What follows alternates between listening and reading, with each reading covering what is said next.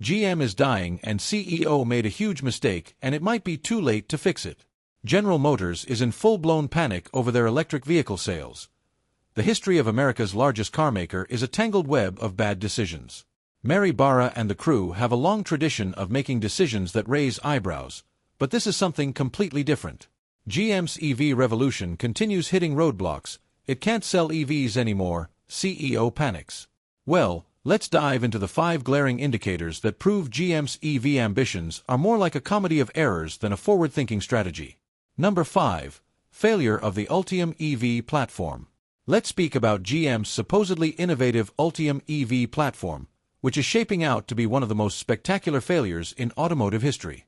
Just a few years ago, GM was banging its chest, confidently introducing Ultium as the future of electric automobiles.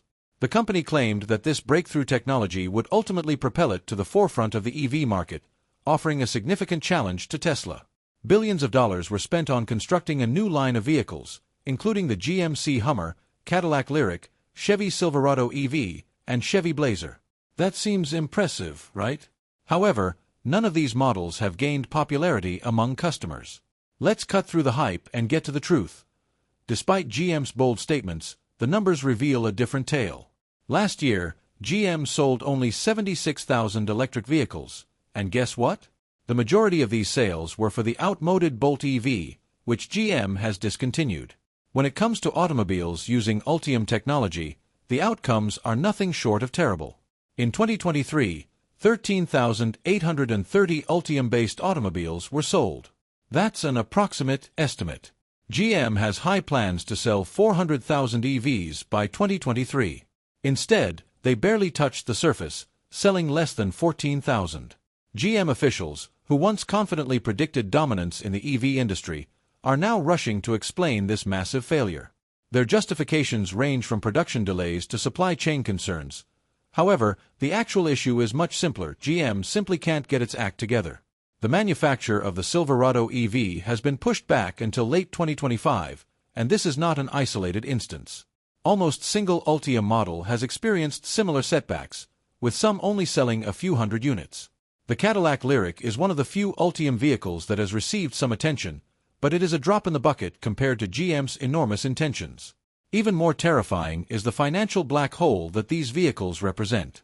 GM is losing thousands of dollars on each electric vehicle delivered because it is unable to build a cost-effective manufacturing method. Then there's the potential calamity of their collaboration with Honda. GM has pledged to delivering 40,000 Honda Prologues by 2024 and 70,000 in 2025.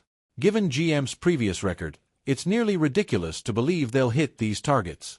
The failure to sustainably create its models shows that this relationship is doomed to fail, further undermining GM's already shattered reputation. Number 4.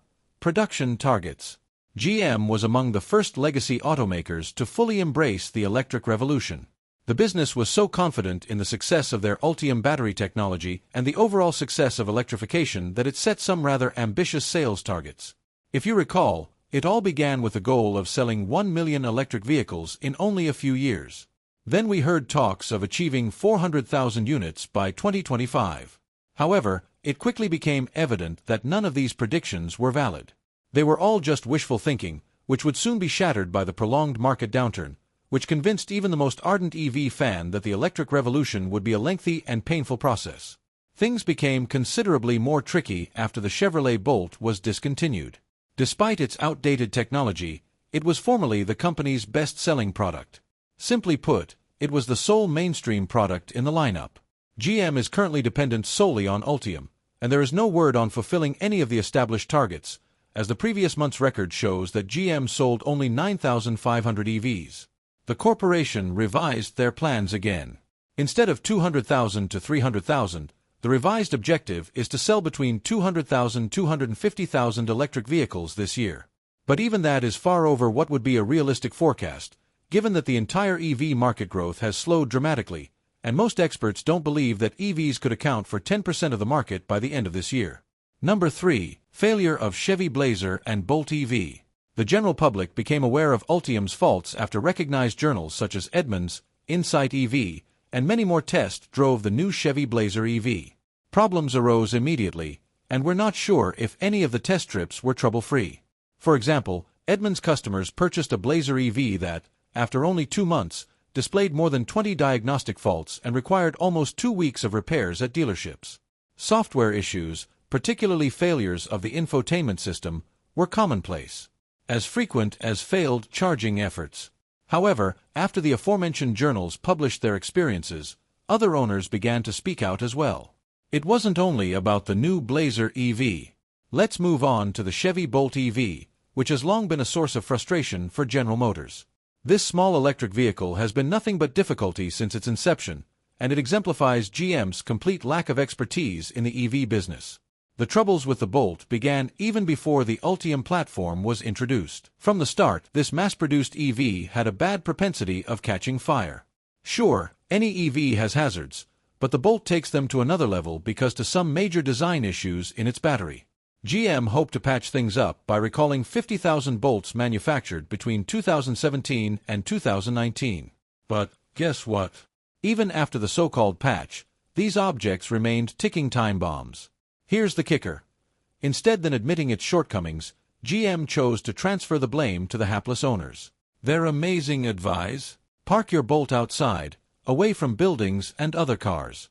And if you're charging it, make sure to keep an eye on it, because even that seems to be too much to ask.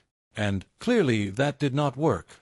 Last year, GM had to issue another large recall, this time impacting 111,000 Bolt EVs manufactured between 2017 and 2023.